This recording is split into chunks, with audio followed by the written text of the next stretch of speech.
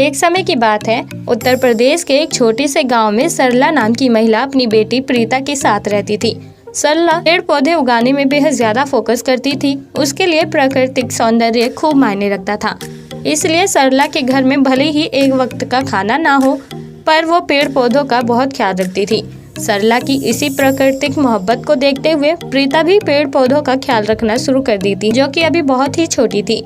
लेकिन तभी एक दिन जब गांव के एक हरे भरे जंगल में बाहर के कुछ लोग पेड़ काटने आए और सरला उन पेड़ों को कटने से बचाने के लिए प्रीता को बिना बताए ही वहां पहुंची, तो सरला को पेड़ पौधों के लिए कुर्बान होना पड़ा था, क्योंकि ये लड़ाई अकेले जीतना मुश्किल था। प्रीता को जब पता चला कि उसकी मां का निधन हो गया है, तब वो बहुत रोती है, पर जैसे तैसे करके वो अपनी इस छोटी सी उम्र में अपना ख्याल रखती है और अपने पेड़ पौधों का भी। बीतते समय के साथ साथ अब प्रीता बड़ी हो गई थी और उसके दिल से पेड़ पौधों की सेवा करने का फर्ज आज भी बरकरार था। तभी एक बार प्रीता को पता चला, गाँव में शहर से कुछ लोग पेड़ों की कटाई करने आ रहे हैं।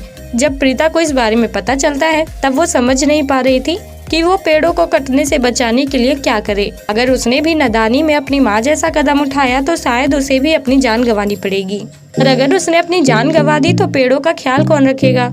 अभी अगला दिन आता है। अगले दिन प्रीता जंगल के कुछ पेड़ों में अपनी कलाकारी दिखाती है और पेड़ों की आंख नाक मुंह बना देती है। इसी तरह अब वो दिन आ चुका था जब शहर के लोग पेड़ों को काटने जंगल पहुंच गए थे। तभी प्रीता उस जंगल के सबसे बड़े पेड़ के पीछे छुप जाती है और जैसे ही उस पेड़ को काटना शुरू किया जाता है, वैसे ही प्रीता चुपके से कहती है, संत जनों का है ये कहना, धरती माँ का वृक्ष है गहना। वृक्ष लगाओ हरियाली लाओ, इस धरती को स्वर्ग बनाओ। पेड़ न काटो रखो ध्यान, धरती का है यही प्रधान। और ये वाक्य प्रीता ने एक बार नहीं बल्कि कई बार दोहराया और आखिरकार प्रीता का ये नया तरीका पेड़ों को कटने से बचाने में कामयाब रहा। अब वहाँ मौजूद लोगों ने प्रीता की आवाज सुनी।